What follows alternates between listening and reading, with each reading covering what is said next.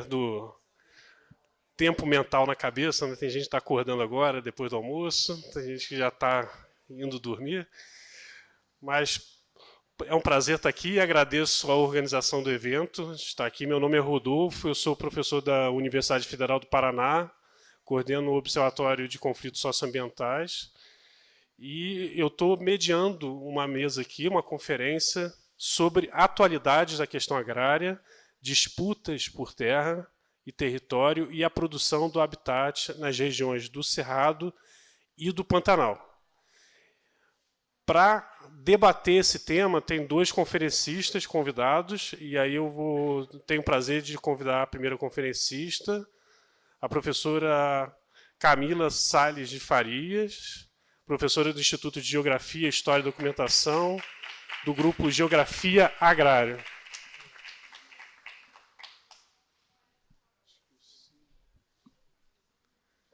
Tenho o prazer também de convidar professor, porque eu acho que todo mundo do movimento social ensina, acima de tudo, a gente. Professor Valmir Camilo, direção estadual do Movimento dos Trabalhadores e Trabalhadoras Sem Terra, Brasil.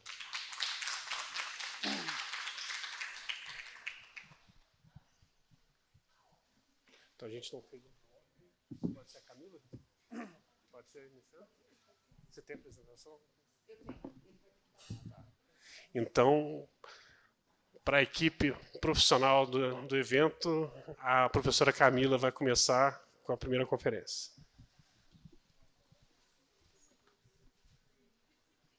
É porque vai baixar um negócio.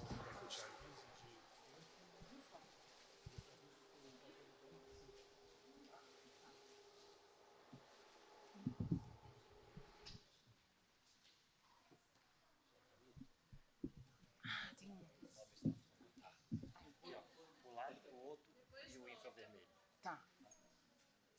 Deixa eu...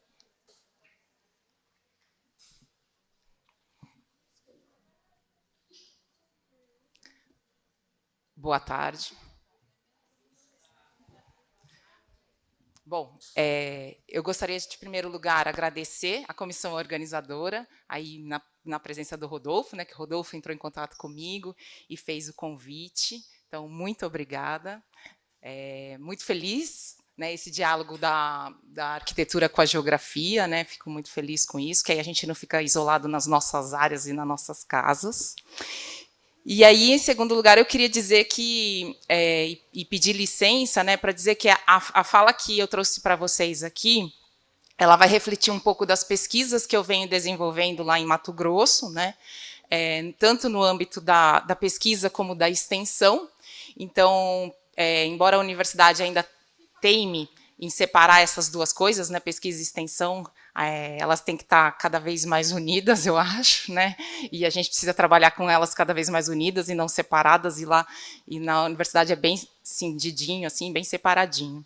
Então, e aí eu vou trazer uma discussão que reflete, então, isso que eu venho pesquisando há quase uma década, né, que eu estou em Mato Grosso, e sob as concepções teóricas e no diálogo com o professor Ariovaldo Umbelino de Oliveira, que bonitamente foi homenageado por esse colóquio, né? Então, e eu fiquei sabendo agora durante o almoço que ele participou do colóquio passado, né? Então fez mesa no colóquio passado, e eu tive a possibilidade de trabalhar com o Ariovaldo aí por mais de 2 décadas, né?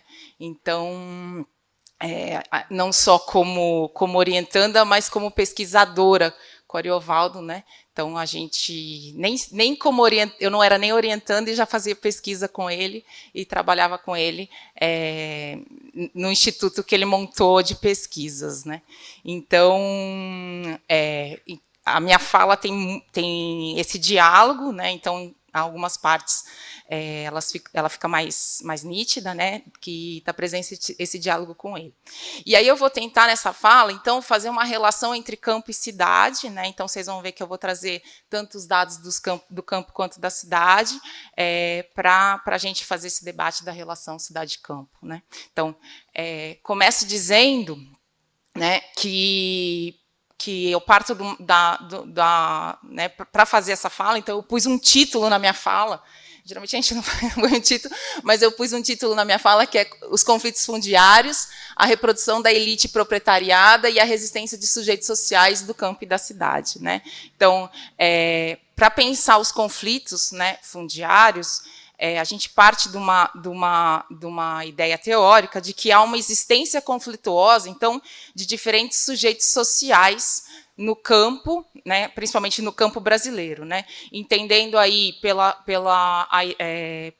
os diferentes sujeitos sociais, né, e essa coexistência conflituosa a partir do desenvolvimento desigual, né, do Lênin, ou se a gente for pensar das temporalidades do Lefebvre, né?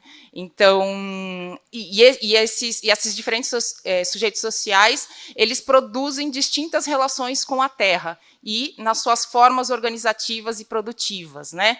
E aí a gente pode pensar, então, que a produção capitalista, a camponesa, a quilombola, a indígena e outras, né?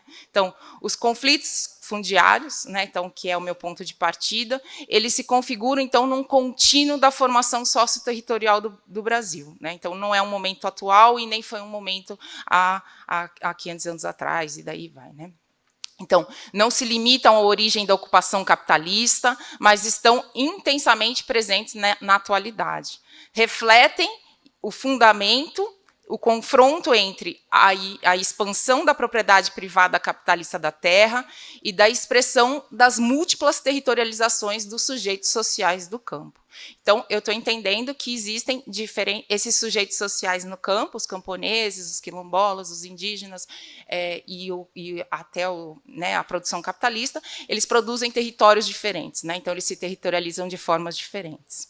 Na cidade, esse conflito se faz na territorialização do capital, né? Na desigualdade da distribuição global, em que cabe o trabalhador precarizado, né? Então, o trabalhador assalariado, que é uma parte dessa territorialização do capital, a sua parca, né, sua diminuta monetarização pela sua mão de obra, o salário, e que esse salário, então, condiciona o acesso a uma parcela da cidade para a sua moradia. Né? Então, a análise desses conteúdos, das lutas sociais, tanto no campo quanto na cidade, constitui aí o cerne da teoria dos conflitos e do estudo, né, dos estudos que nós temos tocado da constituição da propriedade privada da capitalista da terra, que tem sido formulada a partir do pensamento ariovaldiano na geografia agrária crítica brasileira. Né? A gente colocou crítica porque depois, né, as pessoas vão... Então, nessa geografia agrária crítica brasileira. Então, traz em seu bojo os conteúdos das diferentes estratégias e violências e resistências. Né? Então, o conflito a gente tem que pensar enquanto momento de violência e de resistência também. Né? Então, evidenciando que os conflitos expressam a dinâmica contraditória da produção desse espaço urbano com do espaço agrário.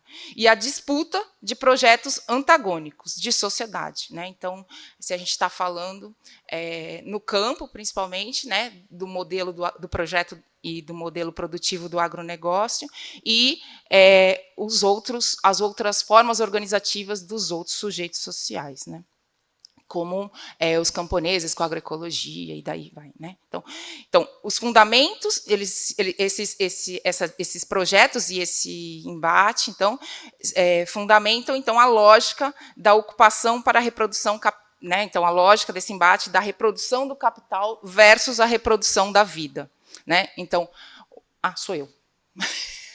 Eu achando que era ele. Então, os dados de violência no campo, como mostrados pela CPT, né, vão revelar que, em 2004, houve 4,8 conflitos, uma média de 4,8 conflitos por terra por dia no Brasil, né, e que em 2024, quer dizer, eu falei 2004, mas 2024 atinge seu ápice aí desde do momento que a CPT começa a registrar, que é 1985. Né? Então, não é uma coisa do passado, os conflitos por terra. Então, foram 1.768 conflitos por terra, envolvendo mais de 900 mil pessoas e 75 mil hectares, né, segundo a CPT, agora os dados de 2025.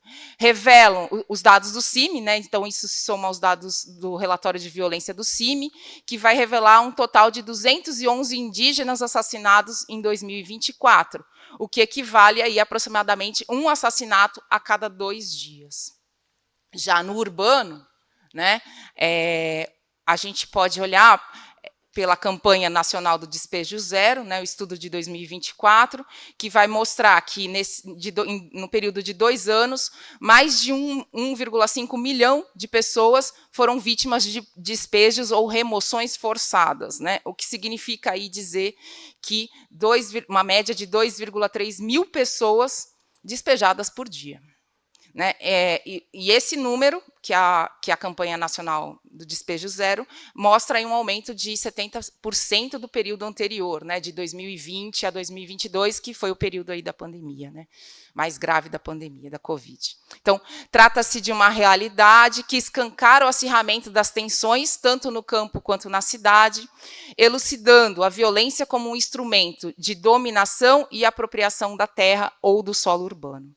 No campo, isso se revela no plano do imediato através dos dados de concentração fundiária, né? Aqueles dados que nós vamos aprendendo desde criança, né? Que o Brasil sempre foi um país concentrado. Né? Então, esses dados vão mostrar que nós somos aí o 5º país mais desigual da América Latina, ou se pegar o censo agropecuário de 2017, né, para os estabelecimentos acima de 1.000 hectares, né, eles equivalem em número 1%, mas ocupam quase metade do país, ou melhor, quase metade das terras agrícolas do país, então quer dizer que 1% dos estabelecimentos estão ocupando 47,6%. Né?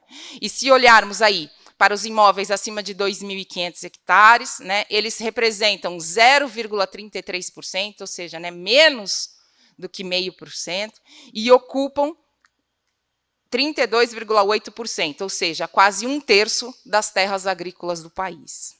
Né? A gente poderia questionar que esses dados são de 2017, né, que o último censo foi de 2017, e que a gente teria que pensar em dados mais recentes. Né? Mas, agora, né, no ano passado, em 2024, no lançamento do programa Terra da Gente, os dados apresentados foram similares. Né? Os imóveis acima de 1.000 hectares equivalem aí a 1,4 em quantidade, mas ocupam 61% das terras agrícolas do país. Ou seja, né, os dados no lançamento do programa revelam que a concentração aumentou, né, a concentração fundiária aumentou.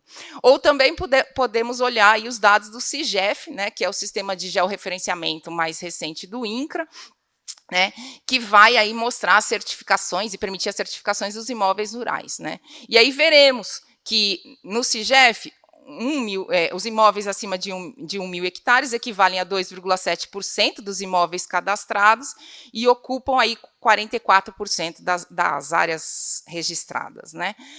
Mas também a gente tem que pensar, a partir disso, nas subnotificações. Né? Por exemplo, se olharmos aí a maior fazenda em área contígua do país, né? É a Fazenda Nova Piratininga, que está entre Goiás e Tocantins. Ela tem a dimensão de 202 mil hectares, né? O que vale aí em área a capital de São Paulo, Porto Alegre, e daí vai. Né? Então, a Nova Piratininga ela passa a ser a maior fazenda em 2024, né? E ela aparece no CIGEF toda fragmentada por lotes. Então, ela é uma soma de lotes que vai se juntar e formar 202 mil hectares. Né?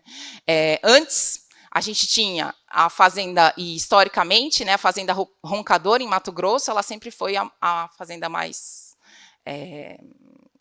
com maior área, né, 152 mil hectares, então, para vocês imaginarem. Né?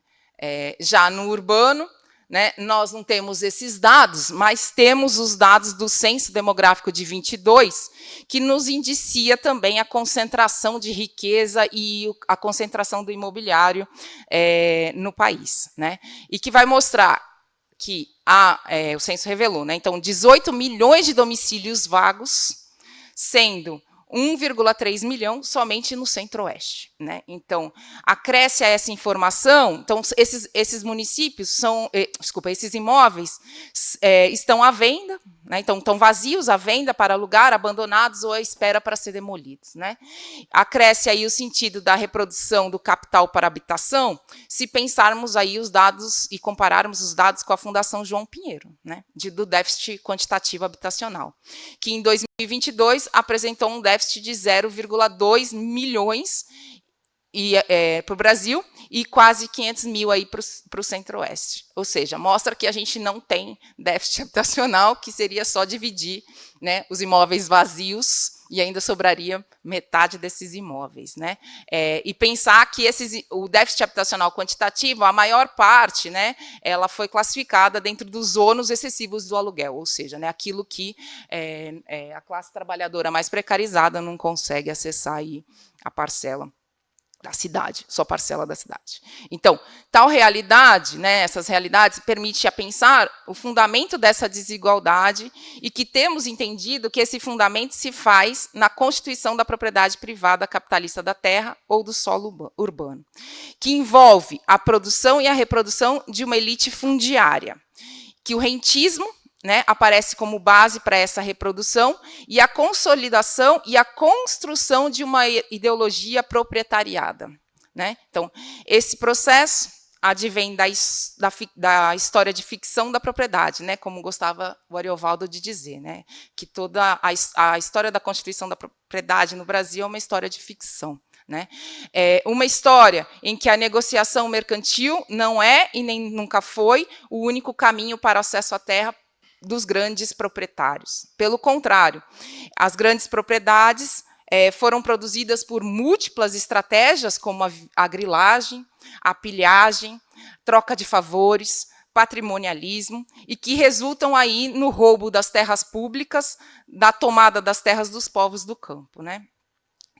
Tais práticas, elas são historicamente legalizadas pelas falsificações e pelas anistias do Estado e legitimadas socialmente, né? A legitimação social perpassa o que eu tenho chamado de ideologia proprietariada, que envolve a transformação do grileiro em proprietário, elevando sua condição, então, de usurpador a proprietário de fato, né?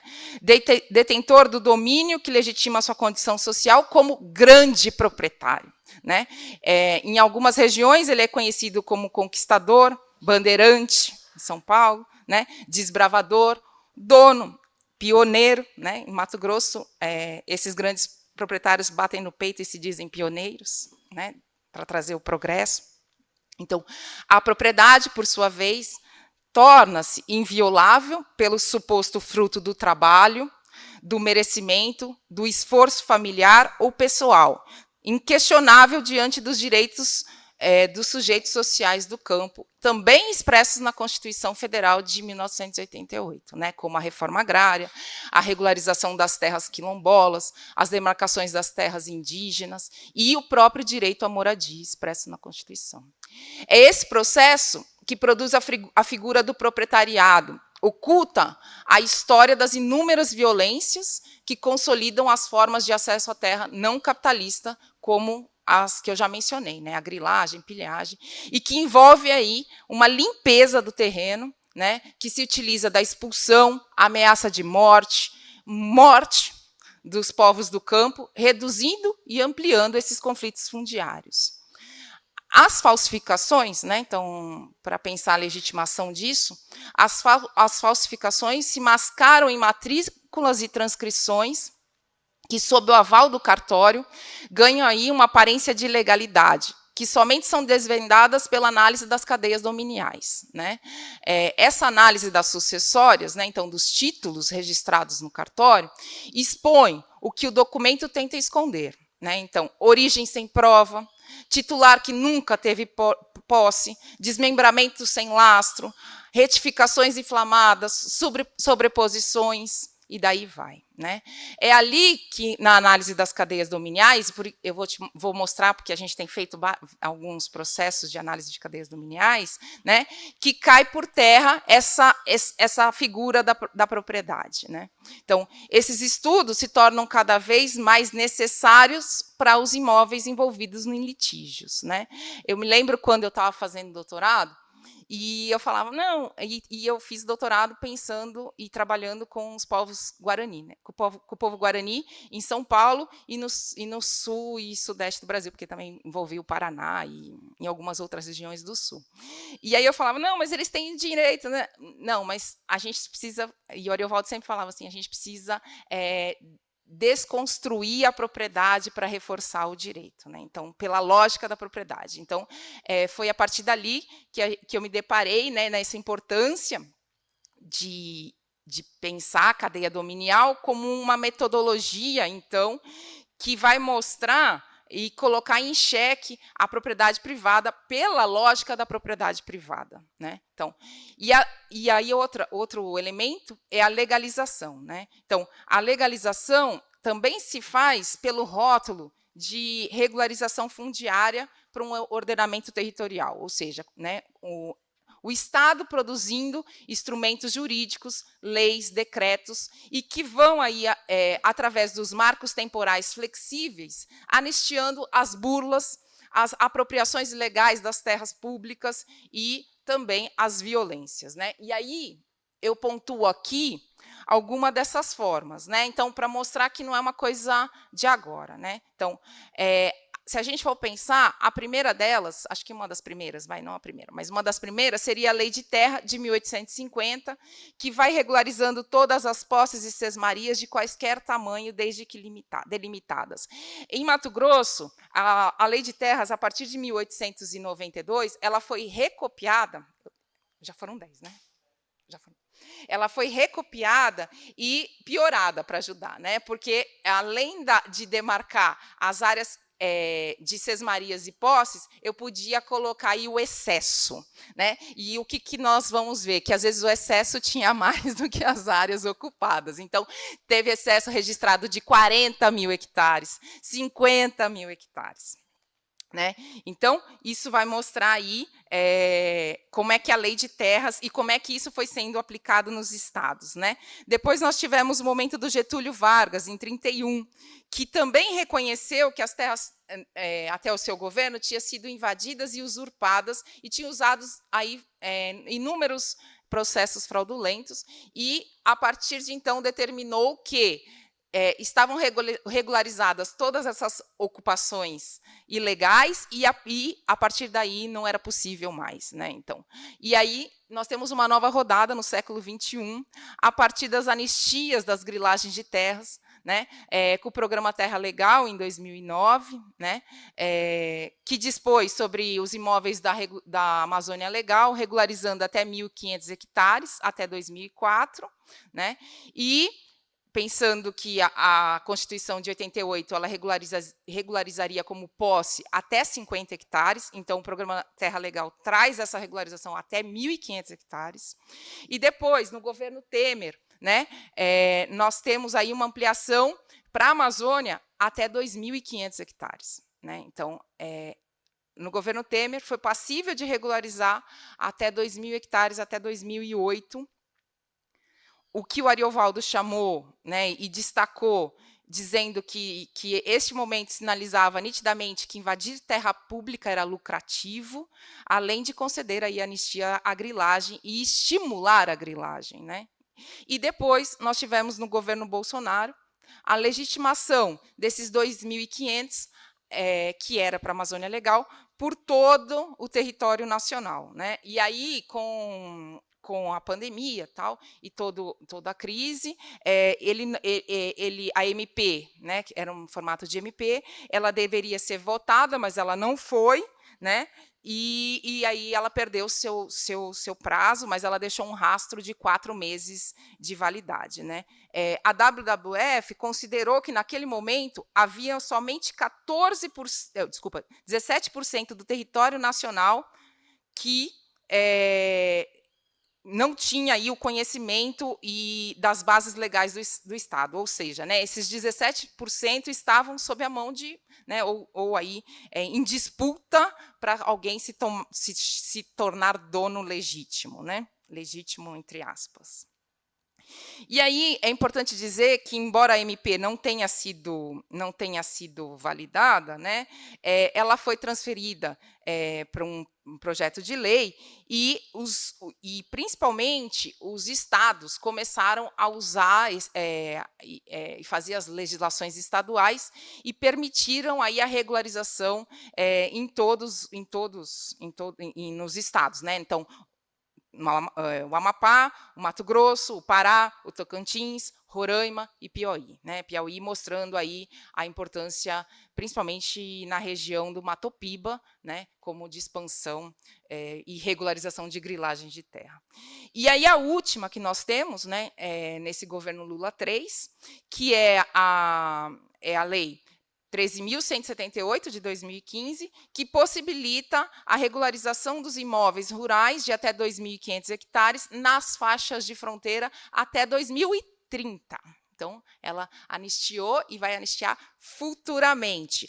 E esses imóveis, porque a faixa de fronteira, né, ela é uma área que deveria ser titulada somente pelo governo federal. Mas o que acontece? Os estados titularam irregularmente, né, ilegalmente, ou seja, né, áreas que não estavam sob seu domínio. E aí os estados, as unidades de federação, ao titular isso, pela legislação agora, né, vai permitir a regularização desses imóveis, né? O estado do Paraná foi clássico, o governo Lupion, na década de 50, fez um triliche lá, né, 3 andares na faixa de fronteira, e a partir dessa lei vai se regularizar. Em Mato Grosso também. Esses dias a gente pegou um caso aí de 480 mil hectares na faixa de fronteira feito pelo Estado, né? Então, vai mostrar, pelo Estado de Mato Grosso, e isso vai mostrar que os estados também produzem aí eu tenho só 5, é isso? Ixi, não vou entrar nos casos. Produzem também uma grilagem institucional, né? E aí eu queria dizer que isso se reforça, né, nessa estratégia da bancada ruralista, né? E a importância da bancada ruralista dos 300, que hoje é o maior número de deputados e senadores eleitos, que vão representar quase 60%, né, do que está no Congresso, e essa defesa incansável desse projeto do agronegócio e dessa ideologia proprietariada. Eu vou mostrar só um caso, né, para a gente não dizer que não mostrei. É que eu tinha trazido um caso do urbano, um relacionado a um acampamento e um relacionado à terra indígena. Mas eu vou mostrar o do urbano primeiro, que é o Brasil 21. Né? O Brasil 21 é uma ocupação que surge na periferia de Cuiabá, né? E que, durante a pandemia, e que envolve aí, a região do Contorno Leste. Hoje, a região do Contorno Leste tem mais de 3.500 famílias, tá? E o Brasil 21 é uma ocupação dentro do Contorno Leste, né? E aí, o que nós vamos ter? Ela surge numa área que está a especulação, né, da construtora Ávida. A construtora Ávida está em falência, né, então ela não tem lá. E aí eu trouxe um histórico do processo, né? Por quê? Porque em 2024, através, né, da situação da pandemia, em que era necessário fazer aí os estudos das remoções, né? Na verdade, na pandemia, os despejos foram suspensos, mas depois disso, a Carmen Lúcia vem com a ideia do despejo humanizado, se é que existe despejo humanizado, né? Mas ela vem com a ideia do despejo humanizado, que é você conhecer a população que vai ser despejada e pensar os vulneráveis, né? E aí não tem o que é o vulnerável, e dentro dessa ocupação aí foi uma família só considerada ou elegível como vulnerável, e vocês viram ali a foto da ocupação, né, de uma parte da ocupação.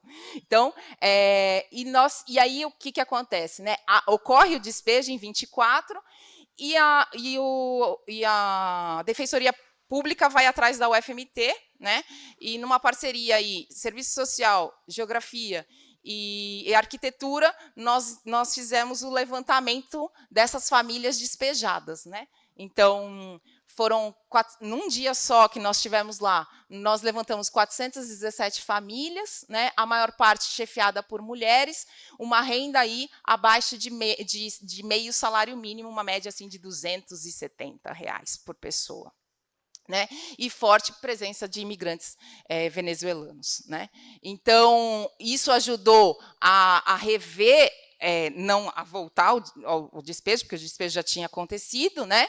E humanizado, nós fomos ver que não teve nada, porque teve uma série de violências, inclusive trator passando e quebrando a pata dos animais e destruindo casa, e os relatos foram bem terríveis. E aí nós fizemos uma análise dos documentos cartoriais da Ávida. Né? E ao fazer a análise dos documentos cartoriais, nós elegemos e vimos uma série de vícios, né?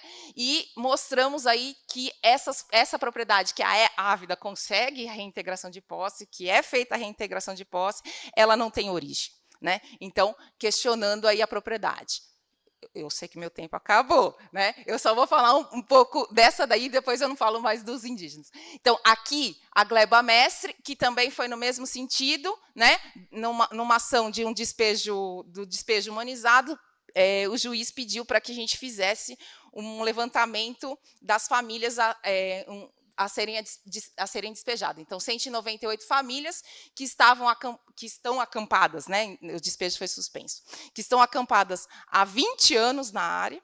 A área ela foi considerada grilagem, porque há um deslocamento da matrícula. A matrícula é de outro município, de um município que não é vizinho, né? Mas o juiz do trabalho, né? Então, ela é uma área de uma usina de cana, né? De cana-de-açúcar falida, e que entrou em recuperação judicial, mas o juiz do trabalho, e essa usina arrendou a terra para o quarto maior grupo de plantio de soja, né, no Brasil. E aí o juiz do trabalho disse que se o arrendamento não acontecer, né, ele não vai poder pagar os trabalhadores que não receberam da usina e que as famílias têm que ser removidas. E aí o que acontece? Nós levantamos lá e pensamos o seguinte, né, não dá para fazer a mesma mensuração do que a gente fez para o urbano, né? Não dá para pensar só na renda, porque as famílias estão lá plantando há 20 anos, né? Então elas estão e pensar a condição. E aí nós trouxemos para o juiz e o juiz aceitou, né, a vulnerabilidade que ela vem sofrendo a partir da aspersão dos agrotóxicos, né? Então o agrotóxico como uma forma de expulsão dessas famílias e de contaminação dessas famílias. Né? Então, aqui está a fala deles, né? Acho que uma das mais emblemáticas é essa. Né? Antes, os jagunços andavam armados, agora eles estão nos matando com o veneno, ou ainda, eles não querem matar as pragas, eles querem nos matar. Né?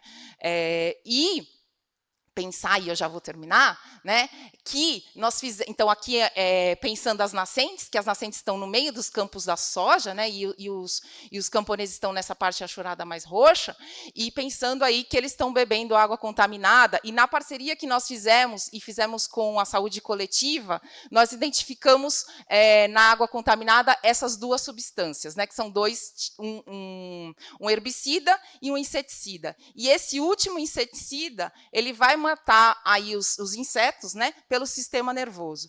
E dentre as queixas, né, dessas famílias, a maior parte é síndrome do pânico, depressão. Então, como eles estão sendo afetados pela água, né, não vai matá-los, mas eles estão sendo adoecidos lentamente via aspersão de agrotóxico pela água. Acho que é isso. Obrigada. Desculpa que eu passei o tempo.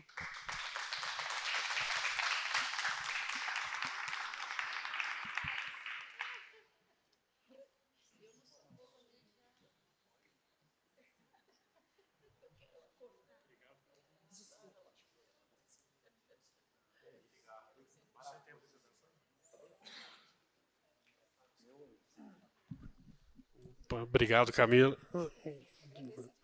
Não, eu que desculpo pela função de cercear a fala, que é uma função tão cruel. Então, passo agora a palavra para o Almir.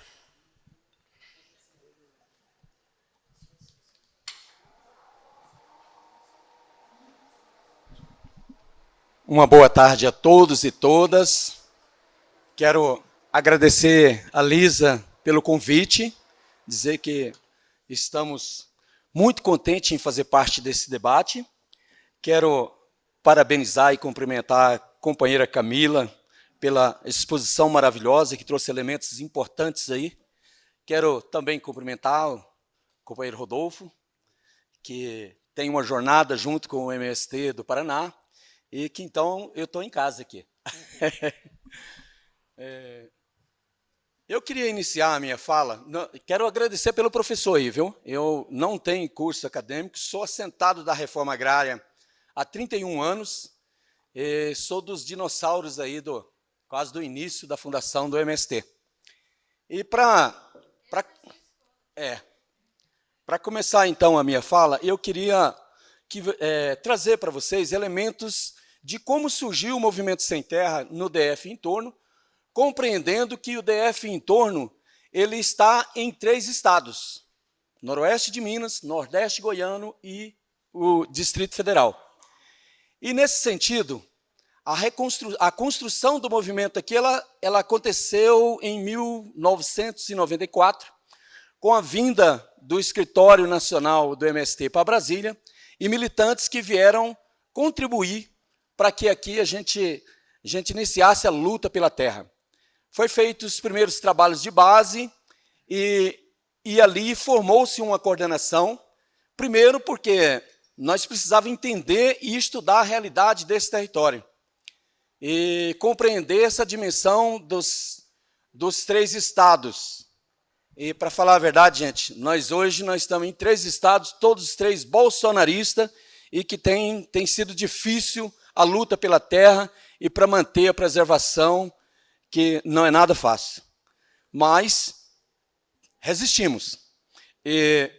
Então, as primeiras ocupações elas aconteceram em 1995, nos 3 territórios: Noroeste de Minas, Nordeste goiano e no Distrito Federal. Começamos no Rio Preto, foi para Água Fria de Goiás e Barriguda, que são assentamentos históricos do MST. E aí, só para a gente entender que quando nós chegamos e fizemos essa leitura do território, compreendia-se que o latifúndio era aquele meio atrasado e tinha uma vantagem, que ainda o cerrado estava todo de pé. E nós adentramos nesse território e só viemos perceber que a mudança foi acontecendo a partir de 1998, com o Goiás, pegar o exemplo, o estado de Goiás, terra barata e propícia para a agricultura. E aí o Sul chegou em peso aqui no Goiás, com compra de terras, e aí nós vimos a transformação do Cerrado, o berço das águas do Brasil, a derrubada de todo o Cerrado, e foi muito triste. O grande uso de agrotóxico, e as nossas lutas foi nesse sentido de criar mecanismos de impedir que fosse usado aviões para disseminar o agrotóxico e tudo de ruim que prejudicou muito nossas áreas. Mas, nessas ocupações, nós também criamos nosso modo de produzir, de enxergar a terra como um meio de sobrevivência e de cuidado. E a nossa produção de forma coletiva, produzindo a autossustentação em multirões e coletivo, e foi as nossas primeiras lavouras de 95 em diante. Tivemos muitos problemas nessas ocupações, de conflitos, alguns graves, mas conflitos de reintegração de posse, sem levar em consideração que talvez que a Carmen, que ele seria bom para nós, porque também nós não apanhava tanto, né, Salete? Que nós apanhamos, viu? Não foi fácil aquela luta pela reforma agrária. Mas a reintegração de posse, naquela época, o juiz dava ela no fim de semana. Vocês já viram isso? Reintegração de posse no fim de semana. E aí a gente era um Deus nos acuda, porque não tinha como reverter aquela situação, não tinha tempo hábil, mas sempre a gente ia para a beira da rodovia e reocupava, organizava e reocupava assim muito rápido. Então foi assim que nós conquistamos nossos primeiros assentamentos. A partir de 98, começou a realizar mesmo, de concretizar de fato os assentamentos. E com esse grande desmatamento, e nós vimos as mudanças do clima acontecer bem por ali, né? As águas diminuindo, as tempestades, isso, claro que acelerou mais nos últimos 10 anos, a temperatura subindo muito, e nós entendemos que o nosso território precisa ser cuidado, e só há uma forma de cuidar dele, é através das águas florestas, do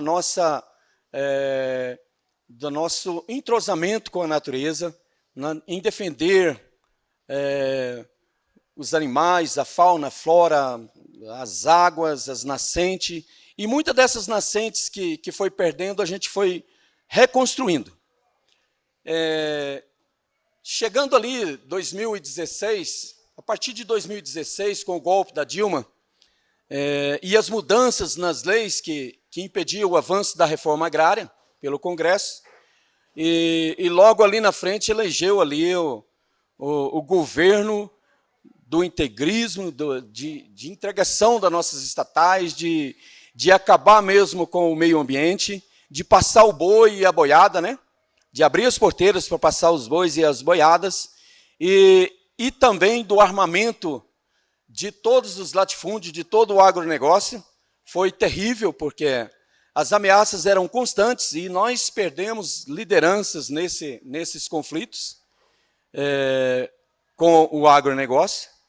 E interessante que nós nos reinventamos naquele momento difícil, aí veio a pandemia, e nós precisamos fazer um recuo estratégico, mudar a nossa tática, e aí fizemos o melhor que o movimento sabe fazer, que é a solidariedade, que é o sentimento de amor ao próximo, e com todos aqueles problemas trazidos pela pandemia, nós criamos as nossas brigadas de solidariedade, na cidade, no campo, com cestas básicas, com doação de alimentos, e foi um período que nós estudamos para nos fortalecer, porque nós acreditávamos naquilo que a Dilma disse, nós voltaremos.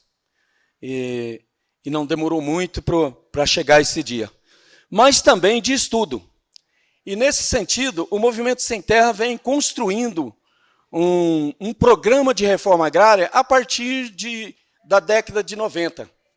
E nesse período, aprofundou-se mais os estudos para que nós pudéssemos ter um plano de reforma agrária para discutir com a sociedade e debater, porque a importância da reforma agrária ela é para salvar mesmo, de fato, o nosso planeta, salvar o Brasil e manter as nossas águas, porque o que nós pensamos é que país que nós queremos entregar para os nossos netos e bisnetos.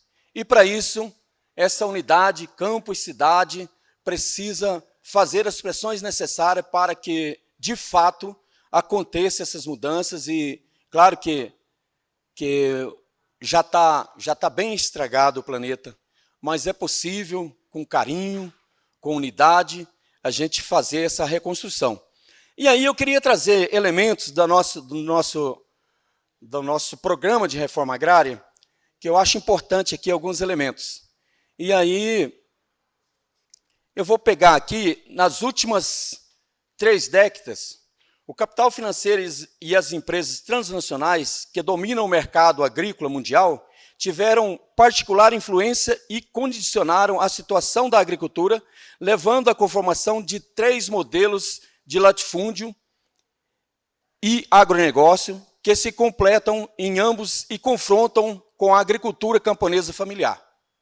O primeiro modelo do capital existente em nossa agricultura é o latifúndio, aqui definido como um modelo de apropriação de riquezas no campo e não apenas como sinônimo de grande propriedade, se caracterizando pela apropriação privada dos bens da natureza, terra pública, indígena, quilombolas, florestas, madeiras, água, biodiversidades e minérios.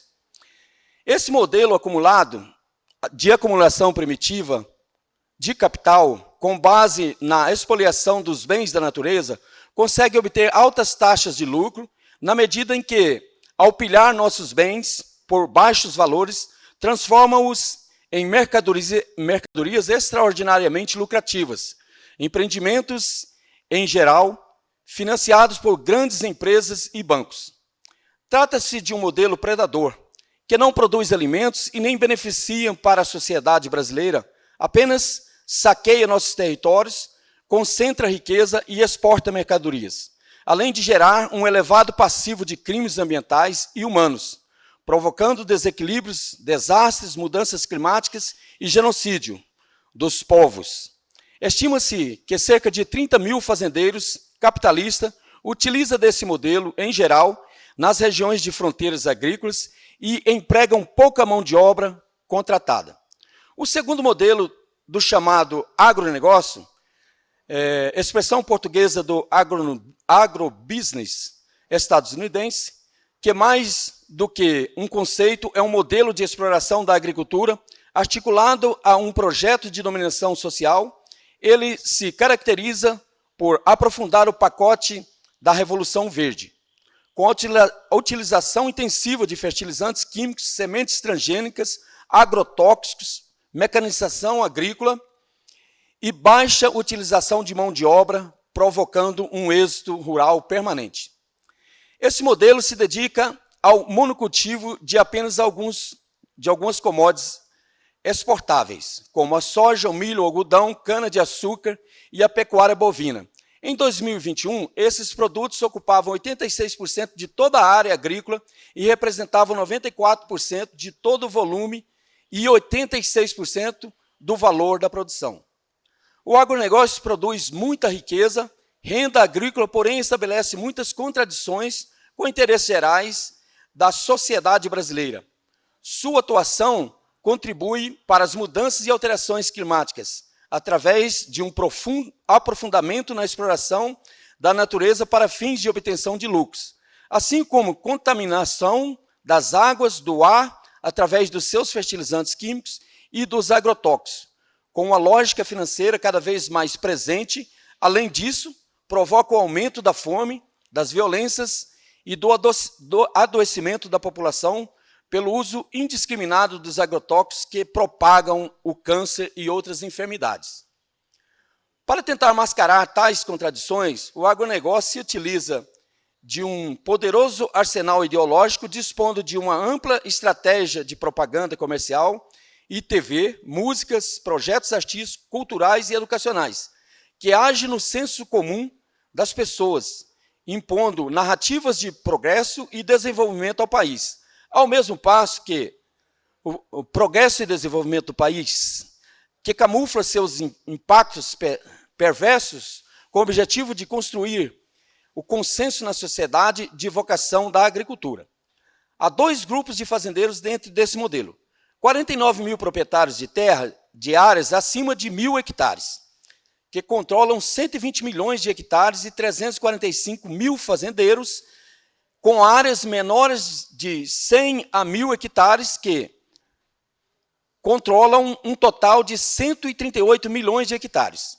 A maior parte dos fazendeiros não moram nas suas fazendas e muito menos nelas trabalham. Apenas administram seus lucros desde as cidades ou com bolsas de valores.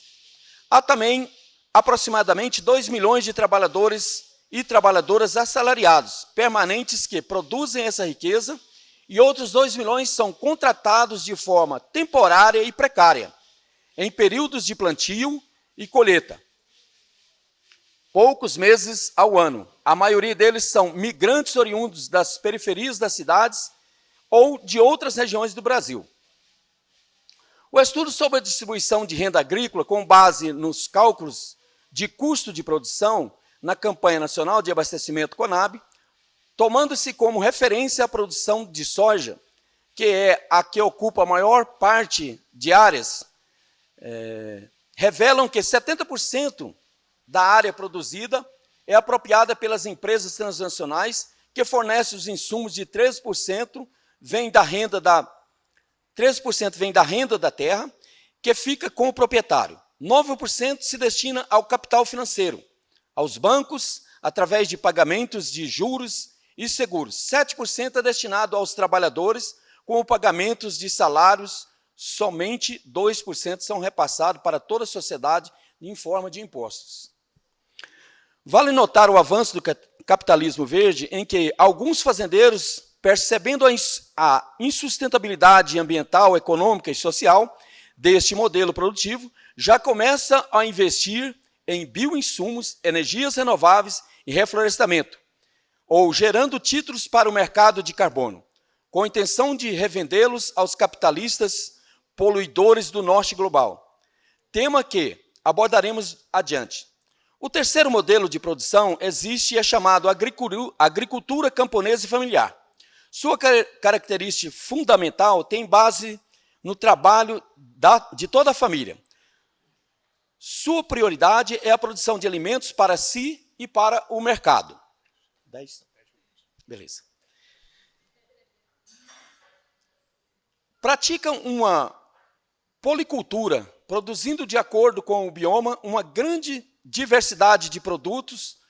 A CONAB, através do Programa de Aquisição de Alimentos, do PAA, e da compra antecipada de alimentos, chegou a adquirir 637 tipos de diferentes alimentos da agricultura familiar, que foram distribuídos para populações carentes da cidade. E o outro troço é que, em geral, as famílias procuram cuidar do meio ambiente, conservando a água e os bens da natureza. Há no Brasil em torno de 5 milhões de famílias que vivem da agricultura familiar. Elas possuem, em geral, até 100 hectares de terra e controlam em todo o Brasil por volta de 80 milhões de hectares, 23% da área agricultável total do país. Entre elas estão 500 mil famílias em projetos de colonização na Amazônia Legal e outras 500 mil famílias assentadas em projetos de reforma agrária. As famílias que vivem nas comunidades quilombolas também estão inseridas nesse universo e nessa formação de produção. De acordo com o IBGE, em 2022, esse módulo produz mais de 70% de todos os produtos alimentícios que vão à mesa da população brasileira. Esse percentual só não é maior por conta do óleo de soja e da carne bovina, e dos ovos de gaiola, que são produzidos em grande parte pelo modelo do agronegócio. A agricultura familiar é a 8ª maior produtora de alimentos do mundo. Com a produção diversificada, agricultores familiares são responsáveis pelo abastecimento do mercado interno, como 70% do feijão, 34% do milho, 87% da mandioca e 60% do leite, 59% do rebanho suíno, 50% das aves e 30% dos bovinos. O Censo Agropecuário de 2017 indica ainda que a agricultura camponesa e familiar é a base econômica de 90% dos municípios brasileiros com até 20 mil habitantes. A ampla maioria da população que vive no meio rural e nas pequenas cidades tem seu trabalho e renda dependentes da agricultura camponesa e familiar, sendo ela que gera empregos e fixa a mão de obra nos municípios e no interior.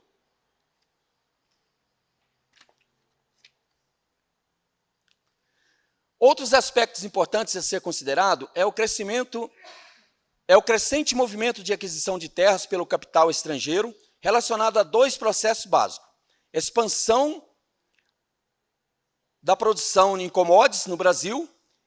2. A transformação da terra em um importante ativo patrimônio de proteção, sobretudo após a crise financeira de 2008. com o estouro da bolha imobiliária e especulativa nos Estados Unidos, a crise financeira generalizada que se desencadeou a partir daí, um dos movimentos do capital especulativo foi se refugiar em investimentos mais seguros como terra, transformando-a em um ativo financeiro cada vez mais valorizado por investidores que buscam alternativas para a crise de sobreacumulação do capital especulativo, fictício e parasitório. Em suma, os dados sobre a estrutura fundiária do nosso país apontam para 3 processos concomitantes. O primeiro, o aumento da concentração fundiária. 2, o avanço do agronegócio sobre as terras públicas e comunitárias, seja por meio da grilagem de terras ou por alterações legais, que colocam essas terras no mercado e as franqueiam para o capital. Terceiro, a ampliação da aquisição de terras por fazendeiros, empresas, fundos e investimentos estrangeiros. O Brasil está em segundo lugar no ranking de países que mais utilizam organismos geneticamente modificados, ou transgênicos, nas lavouras. O país cultiva cerca de 56,9 milhões de hectares de lavouras transgênicas, incluindo soja, milho, algodão, feijão, cana-de-açúcar. O cultivo de transgênicos tem gerado um grande aumento de produção com uma expansão mínima de área cultivada. Por exemplo, a produção de soja aumentou quase 300% desde a introdução da transgenia, enquanto a área cresceu 170%. Maravilha.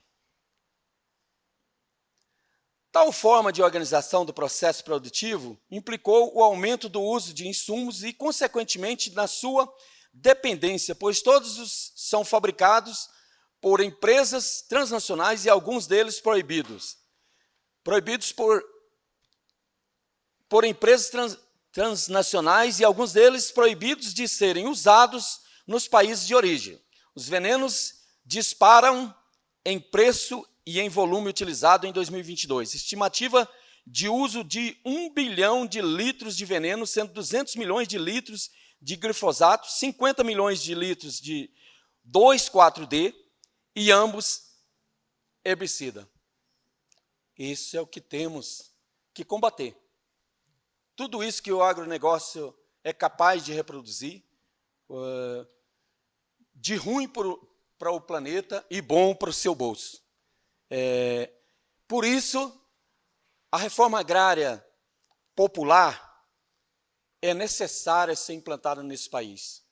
Primeiro, para gerar alimentos saudáveis para toda a nossa população que está adoecida com tanto agrotóxico.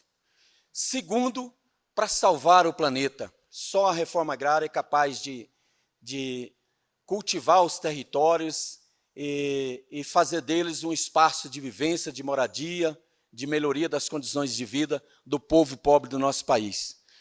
Agradeço aí esse espaço para trazer um pouco do nosso programa de reforma agrária popular e que nós queremos que a sociedade brasileira, o nosso povo, e principalmente os acadêmicos, se aproprie desse material nosso, porque é de suma importância que a gente faça esse debate na sociedade para que nós tenhamos um mundo melhor, um país melhor para todos.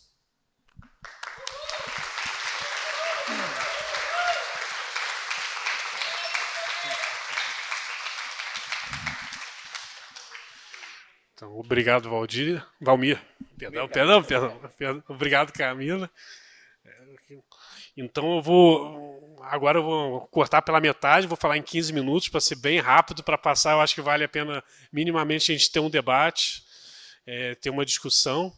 E aí eu vou fazer uma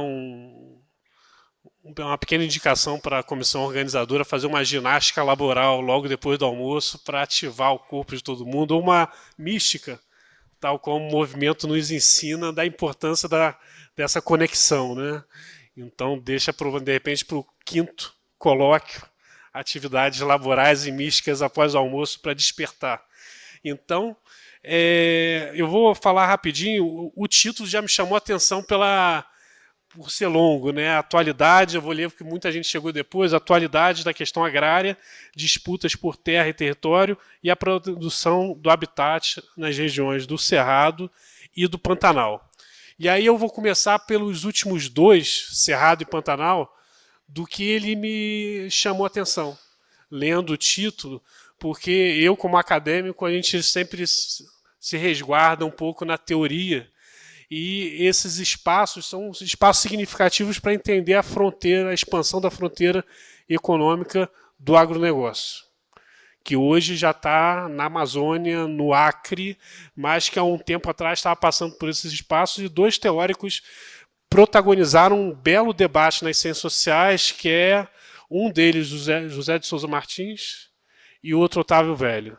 José de Souza Martins falando que esse processo é um processo de expansão do capitalismo, expansão da fronteira econômica e também uma expansão da fronteira de ocupação, que não necessariamente são a mesma coisa.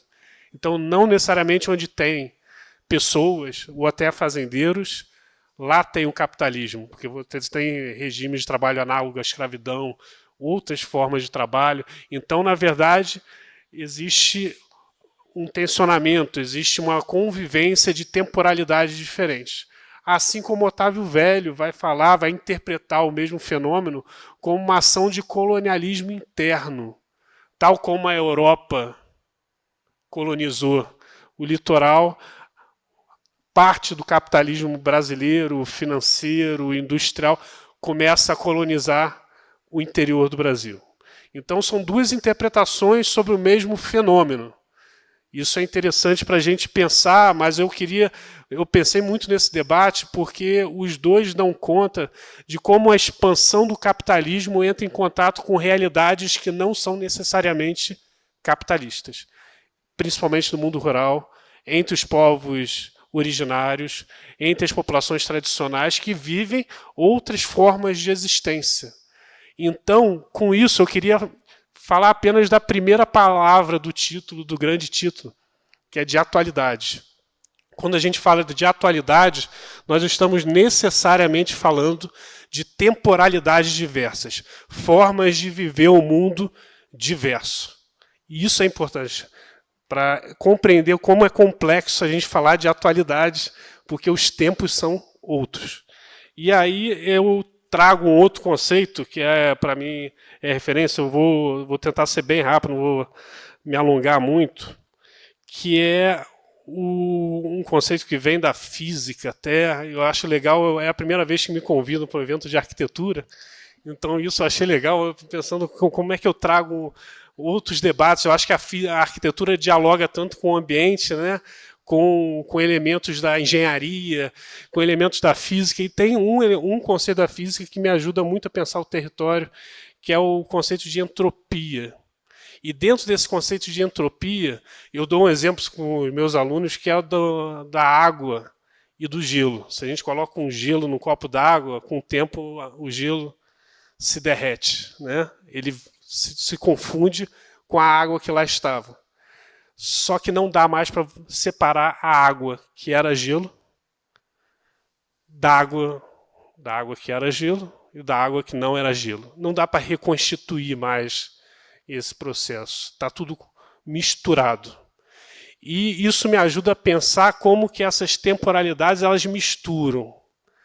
E como em determinado momento não dá mais para interpretar, não, aqui está o capitalismo, aqui está uma forma de tradicionalidade, entra em conflito, entra em tensionamento muito grande, e essa mistura toda explica para a gente uma coisa que é fantástica do ponto de vista intelectual, tá? Não é fantástica porque é uma desgraça, mas é que o tempo não volta. Não dá para voltar a Mata Atlântica de 1500. Não dá para voltar o Cerrado de 1800, 1900. Então, o tempo só anda para frente. E aí a gente se esbarra com alguns mitos. E esses mitos são que seria possível, por exemplo, um tipo de veneno que não faz mal ao meio ambiente. Um tipo de alteração genética que não vai fazer mal ao meio ambiente. Ou um mito bem antigo que falava, por exemplo, que aqui, plantando, tudo se dá. Carta de Pero Vaz de Caminha, 1500. O que ele esconde diante desse mito? Que, na verdade, Pero Vaz de Caminha, ele protagoniza o primeiro grande roubo e apropriação e expropriação da história do Brasil. Porque essa terra que tudo dá, só dá porque ela foi cuidada. Não é porque ela é de uma natureza inerte, porque ela foi amansada por povos originários que permitiram que ela fosse cultivada. Assim como as terras do Cerrado, se são cultiváveis, é porque existiram povos que aqui vivem, ainda resistem, mas que viveram e amansaram essa terra. Então, o primeiro mito que eu queria quebrar com vocês, o segundo, que é o primeiro, que é possível voltar ao passado, o segundo é que essa terra, ela é aqui tudo se dá. Então, não, isso não é verdade. A realidade é que isso aqui foi cultivado e que esses colonizadores, eles introduziram aqui o saber técnico e a agricultura, assim como existe agora. Trouxe a agricultura para o Cerrado, trouxe a agricultura para a Amazônia, a grande produção. É outro mito, porque existe uma forma de convivência agroflorestal ancestral de saberes dos povos tradicionais. Então, na verdade, sabiam cultivar. E assim, eu separei alguns mitos, como domesticação, por exemplo, o ato de domesticar a natureza, de controlar a natureza, quando, na verdade, as formas de vida que a gente aprende é uma forma de cooperação. Então, tem alguns cientistas até que falam que os povos da Europa, da América do Norte, até da Ásia, são mais evoluídos do que os povos da América do Sul, porque eles domesticaram mais animais e vegetais. Quando, na verdade, a forma de existência não é pelo controle absoluto do meio ambiente, é uma forma de cooperação. E essa forma de cooperação a gente está tentando resgatar. Como é que a gente lida de forma agroflorestal? Como é que a gente combina um saber que é das outras espécies numa convivência e não uma domesticação? Então, diante dessa questão do controle, da cooperação, eu queria, por último, questionar, eu acho que um dos últimos pilares, que eu acho que é o mais difícil. E esse eu acho que é o desafio que eu deixo para frente, que eu também não sei responder. Que queria que a gente pudesse ter um presidente, um candidato, um movimento social que apontasse para o decrescimento, para a redução da produção. Porque a lógica da produção é a lógica do sistema capitalista. Então, como é que a gente vai produzir valores que, em vez de caminhar para a hiperprodução, pelo aumento contínuo da produção, a gente escolhe valores para uma forma de convivência mais harmoniosa. Em vez de produzir, vocês são arquitetos, prédios de 20 andares, começamos a limitar a construção para prédios de 5 andares. Como é que a gente estuda construir menos estradas? Então, são desafios do ponto de vista de valores, que, na verdade, o nosso futuro, eu acho que esse é o desafio, né? Eu fico pensando de um político falando isso. Ele ia perder necessariamente as eleições. Aí eu me pergunto qual o lugar do Estado. Qual o lugar do Estado nessa disputa que a gente tem que pensar também. E aí o movimento social ele é um caminho, por isso que eu falei, professor Valmir, porque os movimentos sociais eles ensinam para a gente cotidianamente essa forma de resistência. E por último, acho que é da produção. Então, eu tentei ser bem binário aqui, para facilitar a leitura, quer dizer, o que é a fertilidade, na verdade, é a plantation, é a expropriação. O que é a agrofloresta virou supostamente uma agricultura, o mito da agricultura. O que é o mito da domesticação virou, na realidade, uma forma de cooperação. E o que é o mito de que a gente vai melhorar de vida com a produção é, na verdade, o bem viver. que é uma outra leitura da realidade. E o que é o mito da cidadania? O mito da cidadania talvez seja outra fronteira que a gente tem que derrubar. Porque o mito da cidadania se dá de 4 em 4 anos, de 2 em 2 anos, com algumas pessoas que têm mais voz, mais poder do que outras numa disputa. Quando, na verdade, a gente tem outro referencial ancestral muito mais bonito, que aí eu reivindico, já foi citado ele aqui, é o Ailton Krenak, que é o da florestania. Que quando os povos do norte entregaram para a gente a cidadania, falando que aqui todos têm voz de forma igual, todos os homens e mulheres, depois mulheres, né, porque no início eram só homens, são iguais perante a lei, os povos originários nos ensinam que até os encantados têm voz. As matas têm voz. A vida tem voz de uma forma diversa. E eu acho que o conceito de florestania é o desafio que a gente tem para superar esses mitos da produtividade. Mas é isso que eu queria falar um pouquinho, agradecer, falar que, na verdade, eu usurpei um pouquinho o meu lugar de mediador para passar para vocês agora um debate geral. Eu não sei se a gente faz bloco de 5 perguntas, não sei o horário que a gente tem. 20 minutos.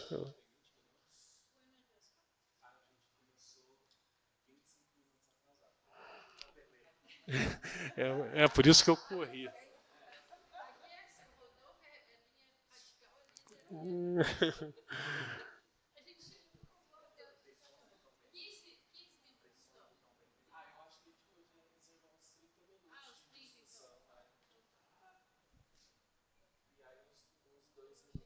Alô?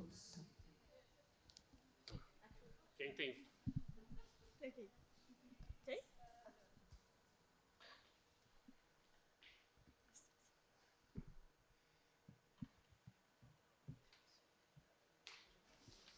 Boa tarde a todos. Eu sou o Wagner, sou mestrando do programa de pós-graduação em Geografia lá da Universidade Federal do Acre. E primeiro parabenizar Camila, senhor Valmir, pelas colocações de vocês. E eu trago uma questão aqui relacionada a toda essa dinâmica que a gente está da nossa atualidade, né? Principalmente dessa influência que a gente tem agora a respeito do processo da ressurreição da IRSA, né? Da discussão da IRSA, da integração da América do Sul com o Pacífico, para atender ali as demandas, né? De capitalistas agora da China, não tão voltado mais à Europa e aos Estados Unidos, mas para todos esses investimentos que estão sendo anunciados, inclusive pelo próprio governo federal, das rotas de integração já anunciadas, né, em 5 partes, incluindo o estado do Acre. E aí a gente veio de um movimento em que nesse mandato do governo Bolsonaro, lá na região amazônica, na Amazônia Sul-Ocidental, Acre, Rondônia e o sul do estado da Amazônia, a gente tem a região Amacro, né, que é a região chamada, que depois quiseram batizar de região Abuna Madeira, Zona de Desenvolvimento Sustentável, e que, na realidade, era uma defesa de um aumento de investimentos para o agronegócio, a fim de ter ali um escoamento da produção, vincular tudo aquilo, e como o Acre tem uma maior cobertura florestal, você trazer o Acre para dentro fazendo parte desses 3 estados, né, fazendo essa grande área, inspirado no Mato Piba, né, no modelo Mato Piba, ele traz para esconder toda a expropriação de terra já ocorrida no modelo de exploração de Rondônia, e por a gente ter tido a figura de Chico Mendes, que impediu que esse avanço fosse tão grande assim no Acre, e tivesse tido uma política de florestania durante 20 anos de governo, ter esses espaços ainda preservados, ele vem como uma política que hoje ela está consolidada com o bolsonarismo dominando lá, né, a política bolsonarista dominando toda essa região, com seus principais eleitores, principais representantes, digamos assim, e com o crescimento econômico sendo justificado justamente pelo aumento do agronegócio, né? E a gente vê lá uma política de incentivo à produção do café, mesmo em pequenas propriedades, fazendo concurso de produção do café e tudo mais. E no evento recente que eu participei na Universidade Federal Fluminense para apresentar um artigo, um professor faz o parâmetro justamente, esqueci o nome dele agora, do quanto que o Brasil, e aí é para vocês dois, né? O Brasil tem produzido em relação e dedicados os hectares de terra à produção de commodities, de soja e de outras commodities para atender o mercado, e que a produção de arroz, do feijão, de alimentos básicos, ela representa lá 10% do total em relação a esse percentual que é dedicado à produção de commodities. E aí a gente vem para uma discussão que, sem eu discutir, né, a gente tem como uma política nacional um incentivo a essa produção, onde a gente tem milhares de brasileiros ainda passando fome, milhares de pessoas no mundo passando fome, e a nossa lógica é uma produção de soja e não da produção dos alimentos básicos em um país em que a maioria da população ela está numa situação de miséria, né? Uma boa parte da população está numa situação de miséria. E aí, senhor Valmir, você coloca justamente o poder da agricultura familiar em relação a essa questão, né? Mas e o incentivo do governo federal? E quando a gente olha para o governo federal na sua política com o INCRA de colonização das terras, a gente vê um orçamento muito baixo nesse sentido.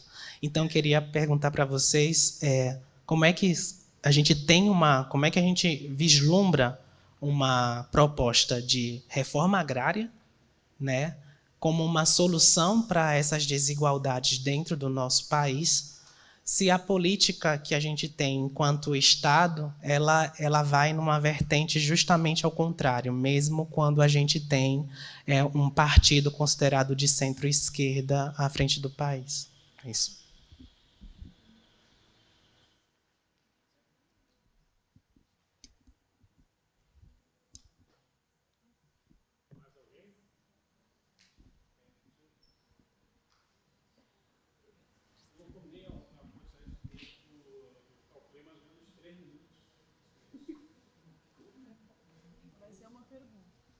Tá bom? Tá. Bom, obrigada à mesa, né? Muito legal. E, Camila, obrigada por trazer o Ariovaldo para a gente de novo, né? Ele faz muita falta nesse momento, ele estava aqui no último colóquio e tu trouxe muito bem a ideia, né? E eu queria, né, trazer uma pequena provocação, mas mais para refletir sobre uma questão que tem me acompanhado. Eu me chamo Cecília, eu sou arquiteta e faço doutorado, estou no finzinho do doutorado no IAU-USP, lá em São Carlos. E, bom, nessa chave da reprodução, essa dicotomia reprodução do capital, reprodução da vida, né, que eu acho que tem a ver também com a pergunta anterior, que é a chave que nos mobiliza permanentemente para pensar, né? Eu achei muito legal que tu trouxe essa campo-cidade, né? E, sobretudo, para a gente da arquitetura, tá sempre, é uma coisa constante, né? Então, isso também me mobiliza. Eu, né, desde o mestrado, estou estudando as questões agrárias, rurais, né? Mas fico sempre instigada com as minhas origens da arquitetura, né? E aí, a minha pergunta é um pouco assim, no sentido de refletir sobre esses marcos da propriedade privada que tu trouxe, que assim são alguns, né, que tu trouxe ali, que são aqueles seminais, né, mas no campo vale lembrar que a gente teve depois uma variedade de marcos da propriedade privada, né? No meu doutorado eu tive estudando nas situações diversas ali dos povos tradicionais, e um que me chamou muita atenção foi a Lei Sarney de Terras da década de 60, quando, né, o Sarney viabiliza ali, né, o direcionamento das terras devolutas ali do Maranhão, e, com isso, expropria massivamente as quebradeiras de coco-babaçu, né, que é um marco na luta das quebradeiras, mas que também trouxe, né, outras formas de resistência, de luta muito interessantes, né. E daí, do ponto de vista da cidade, né, a gente tem esses marcos, porque no campo a gente tem o uso comum como uma condição geral, né? O uso comum versus a apropriação, né? E até hoje a gente tem o uso comum, né? Só que na cidade isso é diferente, né? E aí os urbanistas que estiverem presentes que me critiquem, mas assim, a cidade nasce com a propriedade privada, por mais que a gente tenha, claro, sempre esse compartilhamento, mas né, então eu fiquei assim, é mais como que a gente poderia pensar esses marcos da propriedade privada? No campo a gente vê, porque a expropriação continua, os cercamentos só seguem, né, porque é necessário ter essa fronteira, né, para a reprodução do capital. Mas e na cidade, né? Como que a gente poderia pensar sobre a questão da propriedade privada na cidade dentro desse âmbito ampliado, assim, né? Era isso.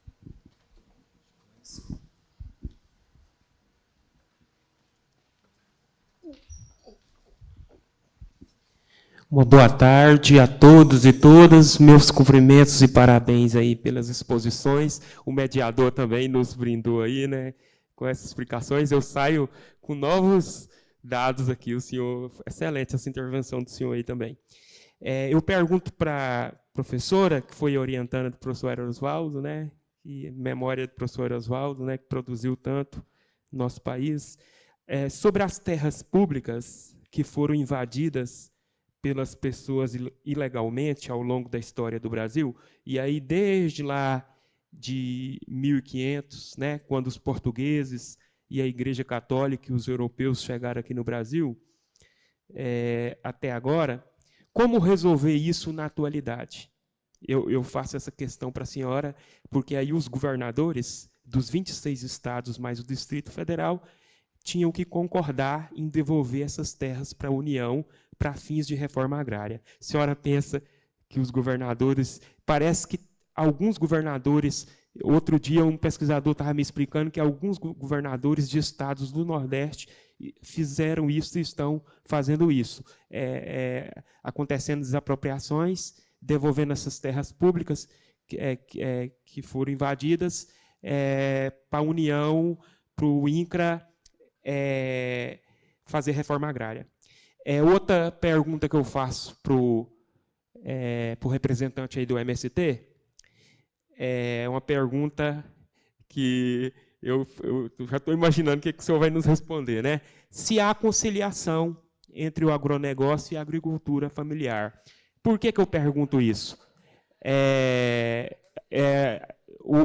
Há uma porcentagem do PIB brasileiro que o agronegócio representa, né? O senhor nos explicou muito bem aí a questão da produtividade, da produção do agronegócio, e o Brasil é um dos maiores exportadores de commodities do mundo. E algo que pesa bastante na nossa balança comercial são o que o agronegócio produz. E aí vocês explicaram também aí na mesa que o Congresso Nacional tem um lobby muito forte, né, da questão do agronegócio. E a agricultura familiar, que tem aí esse foco de produzir alimentos para nós brasileiros, né? Aí eu gostaria de ouvir o senhor se há conciliação, se os dois podem continuar existindo, e se é possível um e o outro deixar de considerar o outro como inimigo. E para o professor, achei muito interessante, professor, que a teoria tem que andar junto com a prática, né? O senhor falando aí que a gente tem que se preocupar sempre de fundamentar com as teorias, com os teóricos, né? Nessa questão da agricultura familiar, quais teóricos assim que o senhor pensa que são mais relevantes para nós? Obrigado. Posso fazer mais uma? E aí...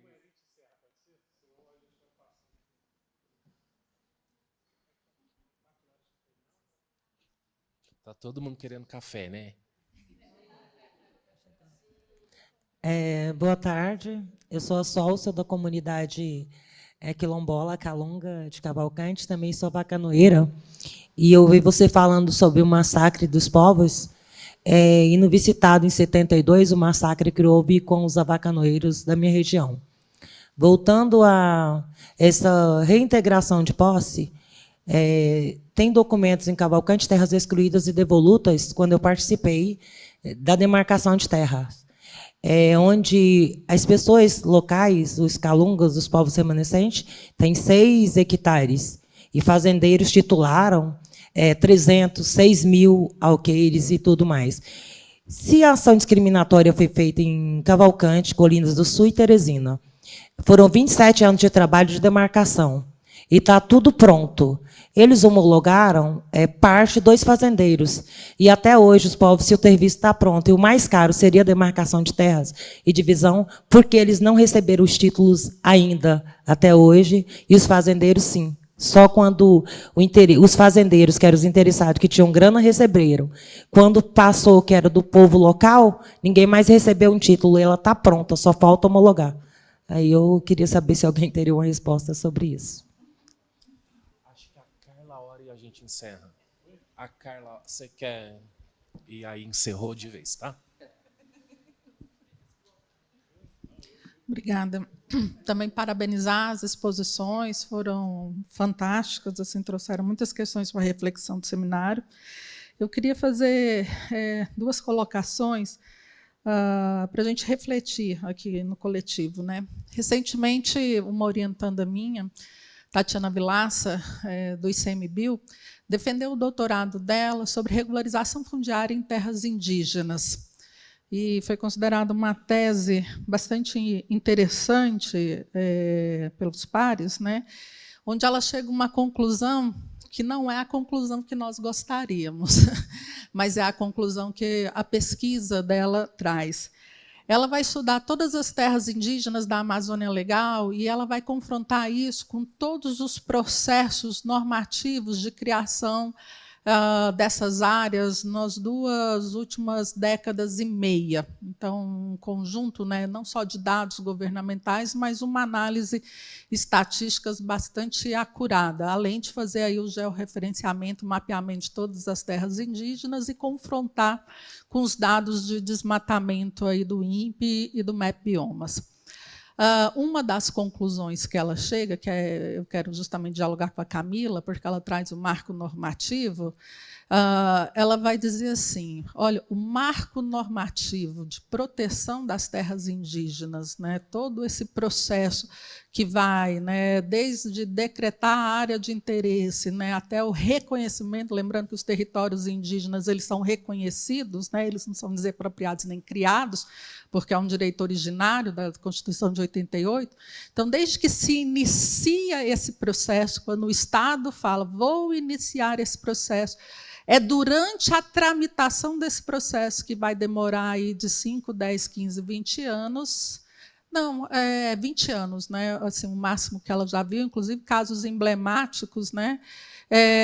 O que vai acontecer? É durante esse ato do governo do Estado que vai acontecer o maior índice de desmatamento das áreas, porque é justamente nesse processo, né, onde os não indígenas seriam retirados, e aí uma das correlações que ela faz é assim, que o fato, né, desse processo retirar os não indígenas, a terra não recebe pagamentos, porque ela é reconhecida, ela não é desapropriada nem adquirida, e aí leva com que o conjunto de ocupantes não indígenas, né, na tentativa de retirar algum grau de riqueza, se aliam aí, né, com as grilagens e retiram a madeira valiosa desse terreno, inclusive com incêndios criminosos nessas áreas. Ou seja, a legislação que deveria ser feita para proteger os territórios indígenas e as populações indígenas vai ser o marco que agrava o processo de conflito agrário nessas áreas. Então, assim, os dados dela às vezes nos assustam, né? Quem tiver depois a oportunidade de ler a tese dela, ler o material. Mas a questão que eu queria trazer para a Camila, para a gente poder refletir, é assim: é um conjunto, no caso das terras indígenas, é um conjunto de normativas que está aí para proteger os povos originários, inclusive tirando a tutela do Estado e agora com a política indigenista de reconhecimento da autodeterminação dos povos, né? Uma mudança muito recente. Mas o que a gente vê ainda é que são atos normativos que, em vez de proteger, levam ao acirramento de situações de conflito. Para que lado que a gente corre? Essa que é a questão. Como é que a gente corre, né, para salvar aí normativamente, ou seja, exigindo que o Estado garanta o direito aos territórios. E a outra questão que eu gostaria de trazer, talvez o Valmir possa dialogar com a gente, que depois da campanha, né, de despejo zero, que foi agora, né, na época da pandemia, obviamente envolveu muito mais os urbanos, mas também com reflexo no rural, houve aí, a partir da ADFP, né, a 828, a indicação da criação das comissões de solução fundiária, de mediação fundiária. Lá em Goiás, essa comissão foi criada, por exemplo, em 2024, e há uma avaliação positiva dos movimentos da cidade, das ocupações urbanas dos diferentes municípios, né? Não só a capital e região metropolitana, do ponto de vista de assegurar o não despejo e de assegurar a possibilidade de inclusão das populações ao programa do Minha Casa Minha Vida. Mas a Comissão de Negociação de Regularização Fundiárias ela também é rural. E há alguma perspectiva dela ser um instrumento que contribua para avançar na reforma agrária? Essa é a minha pergunta para a gente refletir. Muito obrigada.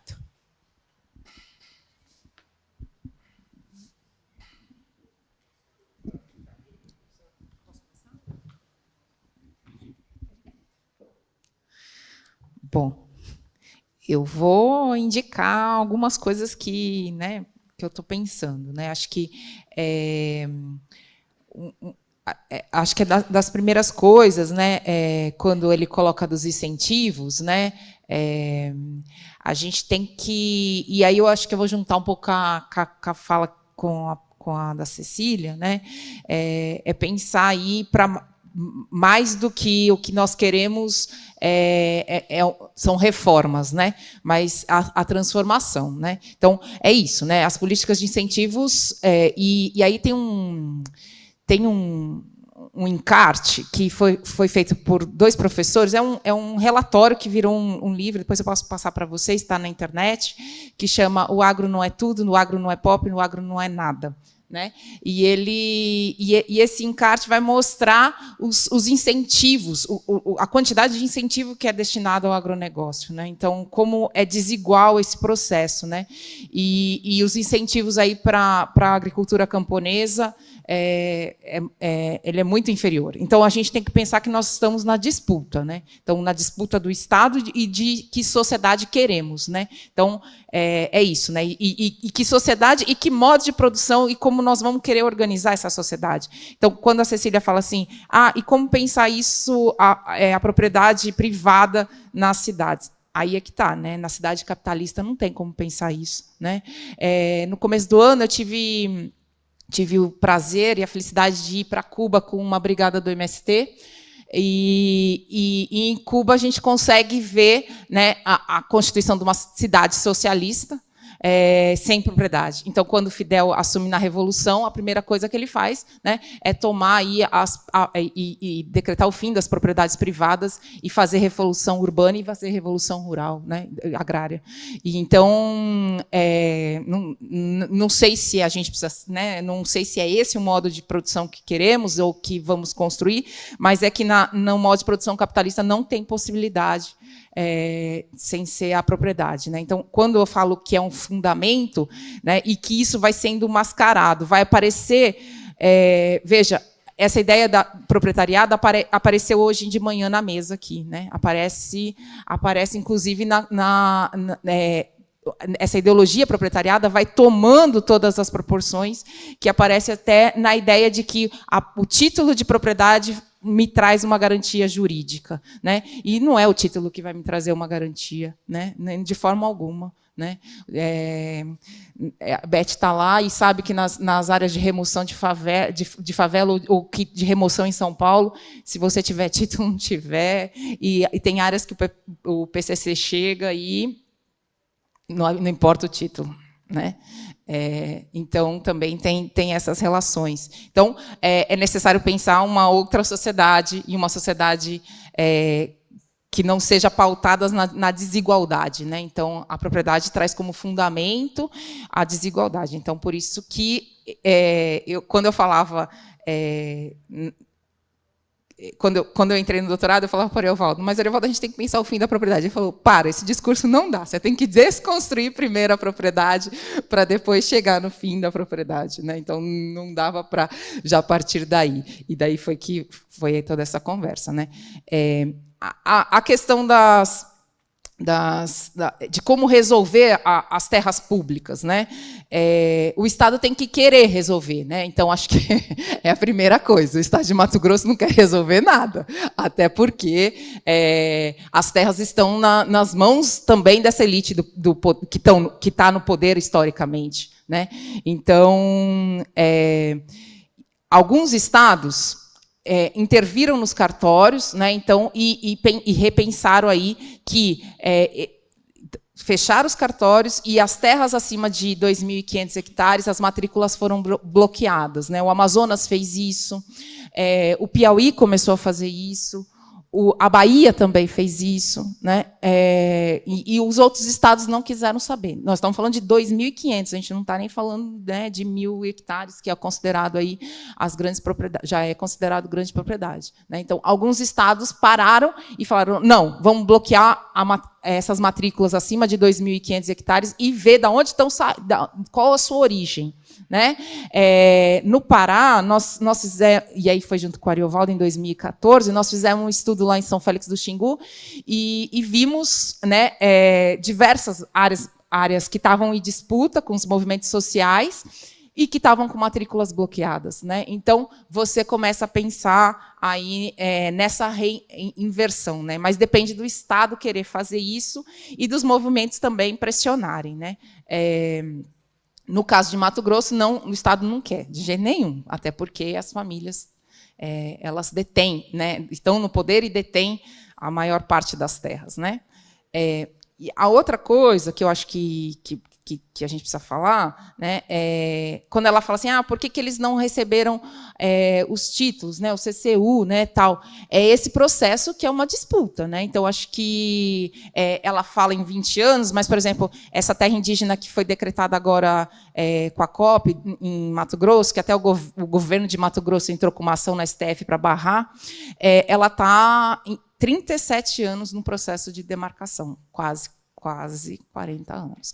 E ao entrar no STF, ela vai demorar mais. Então, vai superar aí 4 décadas de processo administrativo, né? Que eu acho que a gente precisa pensar que isso, e reconhecer que isso é um processo administrativo e não é um processo legal, né? Então, a demarcação de terra indígena tem que ser um processo administrativo e que se cumpra os ritos para ter a demarcação, né? E o último caso que eu ia mostrar é o da terra indígena Batelão, que os indígenas foram retirados. Eles foram removidos forçadamente e levados para o Xingu, na ditadura militar, e que nos marcos de identificação, delimitação, né, os marcos administrativos são os momentos que têm maior pressão e maior aumento de desmatamento, né? Ou seja, vai começar o processo da demarcação avançar, os ocupantes não indígenas vão para frente para destruir mesmo, né? E aí pensar que o Estado entrega como entrega essa área para os indígenas, né? Então, mas eu trabalhei em alguns processos demarcatórios e tenho trabalhado ainda, né? Esse ano a gente fez uma oficina lá no Batelão, não no Batelão, mas com os Caiabi, os Cavaiabeté, lá no Xingu, para onde eles foram removidos, né? E ao apresentar os dados de como está a terra indígena Batelão, ou seja, né, desmatada, 68% da terra foi desmatada, né, ao longo do... Eles simplesmente falavam, a terra é nossa, não importa. a terra é nossa. Como nós vamos recuperar essa terra, depois é um outro problema. Né? Então, é isso. Ela é entregue, geralmente destruída. Assim como também são entregues os assentamentos. Né? Em Mato Grosso, os assentamentos, a maior parte foi feita em áreas destruídas, com solos que você não consegue plantar nada. Então, com pasto extremamente degradado, que para fazer um quintal produtivo demora mais de 10 anos. Né? Então, para o quintal demora mais de 10 anos. Imagina pôr o lote para produzir sem o incentivo e sem as políticas. E com um Pronaf, que você tem que necessariamente ou plantar soja, porque em Pronaf de Mato Grosso você ou pode plantar soja ou você tem que criar gado. Né? Então, não adianta ter uma política também que você tem que passar pelo banco com duas opções. Né? E aí, o que você vai ter? Você vai ter, claro, né, a criação do gado, uma parte do quintal, do lote, e o quintal extremamente agroecológico, bonitaço, mas o lote continua ainda com o gado. Né? Acho que eu tentei responder todas. Então, mas é isso, eu acho que a gente tem que... a gente está no processo que nós temos que ir para o embate, né? E ir para o embate não numa forma na reforma, né? Mas no embate pensando aí o processo da transformação e de que sociedade queremos, e que sociedade queremos construir isso coletivamente.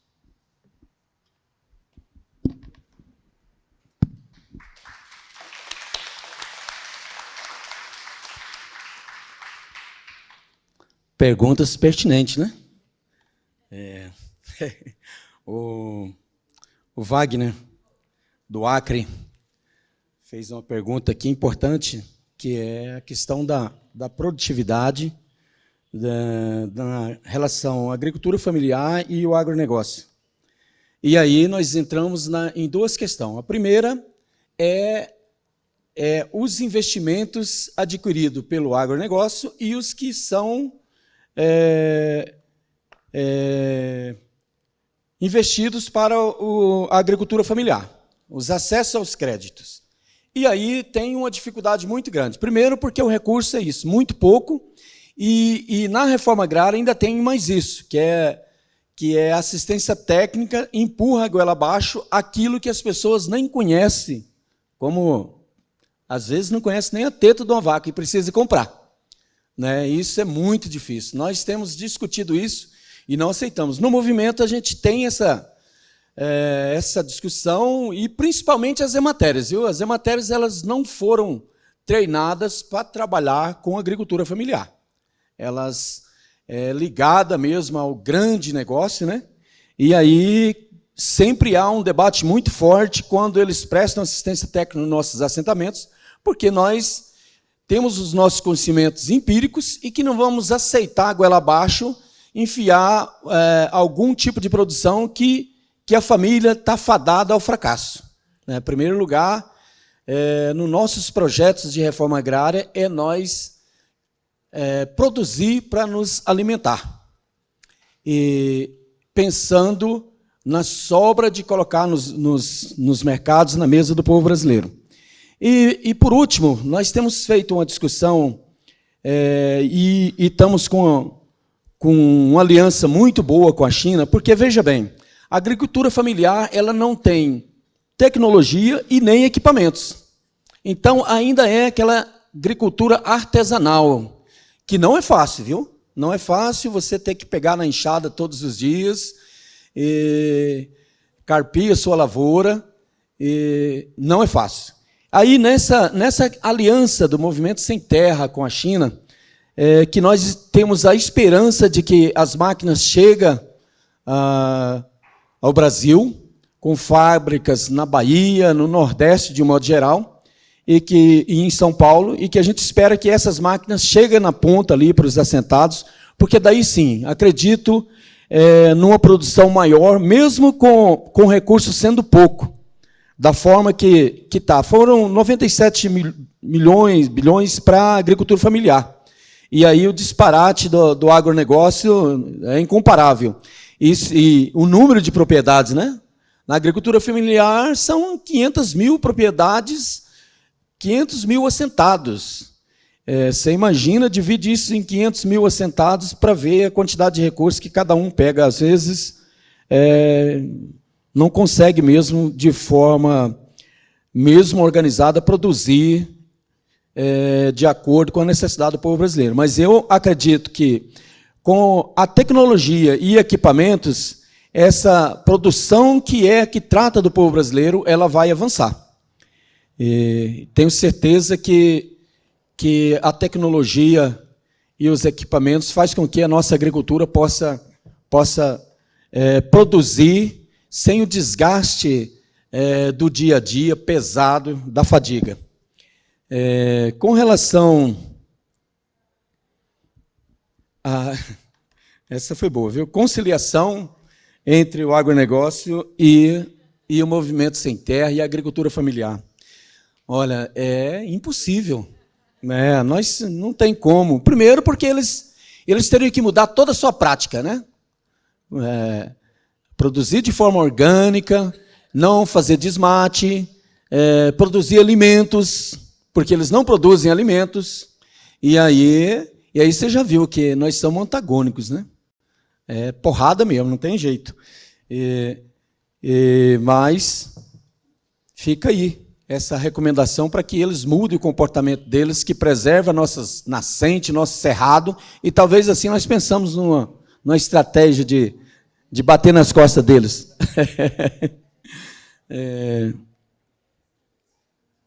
A outra questão, regulação fundiária. Vou pegar aqui a nossa região, aqui, que é o DF em torno. No Distrito Federal, na verdade, a única forma dessas ocupações dar certo e da gente retomar essas terras que foram invadidas é com as ocupações. Aqui no Distrito Federal não tem outro jeito. Nós ocupa e depois negocia, né? Então, nós temos área aqui, por exemplo, nós temos uma área bem emblemática aqui, que é a Toca da Raposa. 14 anos de luta. Crimes diversos cometidos pelo agronegócio, lá o seu Mário Zanata. E nós resistimos. Fizemos uma negociação, estamos numa área pequena, mas já ganhamos algumas brigas ali na justiça, e nós esperamos, muito em breve, realizar ali um assentamento que vai proteger aquela nascente d'água e que vai produzir bastante alimento aqui no Distrito Federal. E outras áreas que nós ocupamos e que aí negocia com a AGU e com Nova Cap, e a gente está conseguindo recuperar essas áreas para a reforma agrária. Questão da campanha de despejo zero no Goiás não funciona, viu? O Goiás é ocupação zero. Ocupação zero. No Goiás, no Mato Grosso e em Minas Gerais, no Centro-Oeste, é ocupação zero.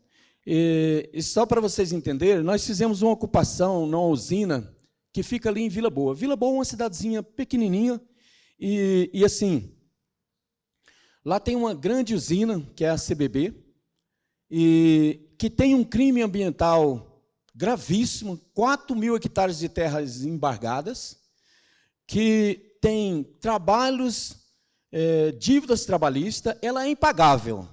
E nós fizemos a ocupação dela o ano passado, na jornada de vermelho, abril vermelho. Olha, nós não ficou lá 6 horas lá dentro, viu? Prisão e porrada. Esse é o governo Caiado. E aí fizemos todas as denúncias que nós tínhamos entendimento que aquela área provocava, tanto de jogar resíduos nos rios próximos, quanto a essa questão dos embargos e as dívidas. E está com 3 meses, o que aconteceu lá? O Ministério do Trabalho tirou de lá 105 famílias análogo a trabalho de escravidão.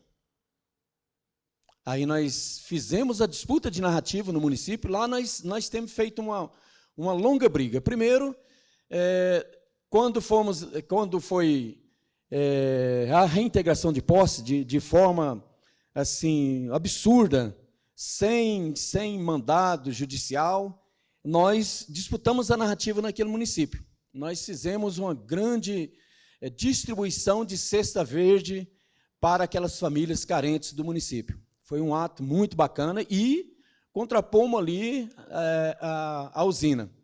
Nesse segundo momento, que é do trabalho escravo, aí nós fomos para lá novamente. Nós temos um deputado no estado de Goiás, que é o Mauro Rubem, muito atuante, um grande camarada, e nós propusemos para ele realizar ali uma audiência pública.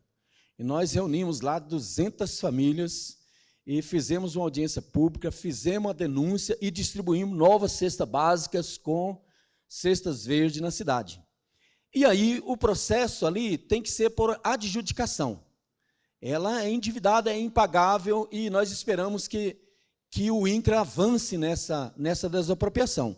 2 áreas no Goiás emblemáticas. A outra ocupação, aqui no município de Água Fria, aqueles mânicas lá de Unaí, que não sei se vocês vão lembrar, que mataram lá aqueles 4 fiscais, eles compraram uma grande área ali no município de Água Fria, que é a Fazenda São Paulo.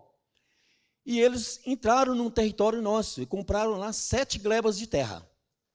7 glebas. E cercaram e colocaram dentro da área deles. Foram lá com a cerca. E nós não vamos aceitar uma coisa dessa. Vocês sabem que o Movimento Sem Terra não admite que território conquistado nós não vamos aceitar virar um novo latifúndio.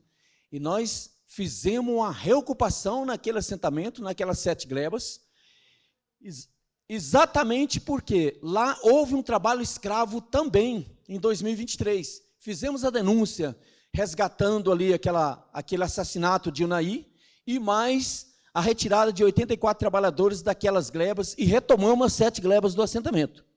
E estamos lá dentro com 460 famílias, esperando novas áreas, que nós vamos confrontar o agronegócio e esse latifúndio predador que tanto contribui para os malefícios para o Brasil.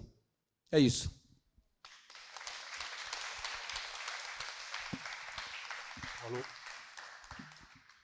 Oi. Então, eu vou pedir desculpa que eu não vou responder os autores que estudam agricultura familiar, porque eu não quero ser apedrejado aqui na plenária, mas eu vou minimamente responder o fato de um detalhe que eu acho importante, que é em torno de uma figura de linguagem, que a gente costuma ouvir muito falar da metáfora, né? O que é uma metáfora? Tem outra que é uma figura de linguagem que é a metonímia, que é trocar a parte pelo todo. E quem é campeão para fazer isso é o agronegócio, no discurso de que todos somos agro. Todo mundo é agro, todo mundo é tech, todo mundo é pop. Então, eles conseguem omitir toda a diversidade da população brasileira nesse todos somos agro. Aí, então, no comercial do agro tem lá o quilombola, tem o trabalho com mel, tem o pescador, todo mundo é agro. Então, esse é um processo metonímico de pegar uma parte do campo brasileiro e falar que ele é o todo do campo. Por que eu estou falando isso? Eu estou falando porque, quando a gente fala de agricultura familiar, a gente está falando de um conceito, que ele é um conceito econômico, sim, mas também político. E esse é um conceito político que nasce depois da década de 80. Quando antes a gente falava em campesinato, por exemplo, a gente estava falando também de agricultura familiar. Quando a gente estava falando de pessoas remanescentes de populações, por exemplo, escravizadas, as famosas brechas camponesas, que eu queria falar. E essas brechas camponesas é de um historiador da UF chamado Ciro Flamarion Cardoso, eu só vou falar um autor, que ele vai falar que os primeiros agricultores familiares ou camponeses no Brasil foram os quilombos e as populações indígenas que resistiram à plantation. Ali é a origem do que vem a ser a agricultura familiar da década de 90, dos anos 2000. Porque ali tem elementos que a gente pode identificar como autonomia relativa em relação ao mercado, organização baseada do trabalho baseado na família, uma pequena unidade de produção. Então, só para falar de um autor que faz um belo trabalho e tentar não responder, porque eu acho que essa resposta ela é difícil de dar, até para pensar o lugar da academia. A gente tem um lugar, a academia tem um lugar muito importante de problematização, de transformação de elementos da realidade em perguntas, e ensinar a gente a ver o mundo de outra forma, mas quem responde mesmo é a experiência. E é o movimento social organizado. Então, a resposta não está no banco da academia, mas está na rua, nos campos. E assim eu acho que a gente termina essa conferência sobre a atualidade. Tudo bem?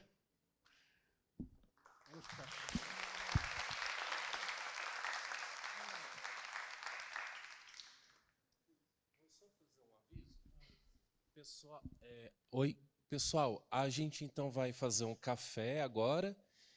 Tá todo mundo com sono. A gente ultrapassou, acho que quase 30 minutos, né? Era para ter começado às 4h30 e agora são 4h25. Para a sessão de lançamentos, a gente tem 5 publicações, né, para a próxima atividade.